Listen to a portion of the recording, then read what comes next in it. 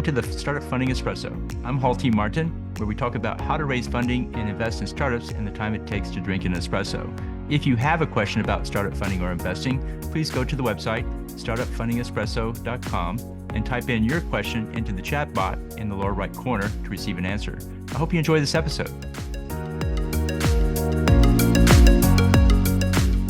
Hello, this is Hall T. Martin with the Startup Funding Espresso, your daily shot at startup funding and investing. In startup fundraising, dilution is a key issue for founders. At each stage of funding, investors will demand a certain amount of equity. Here's how much each round will cost a startup in equity. Pre-seed, typically funded by family and friends, the cost of funding is 5 to 10%.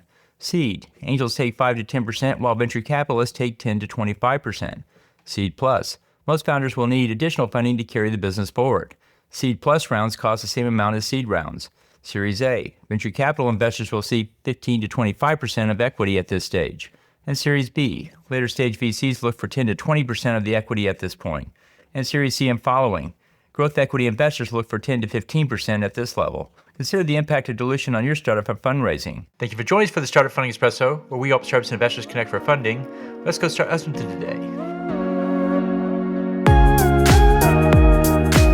Hall T. Martin is the director of Investor Connect, which is a 501c3 nonprofit dedicated to the education of investors for early stage funding. All opinions expressed by Hall and podcast guests are solely their own opinions and do not reflect the opinion of Investor Connect. This podcast is for informational purposes only and should not be relied upon as a basis for investment decisions.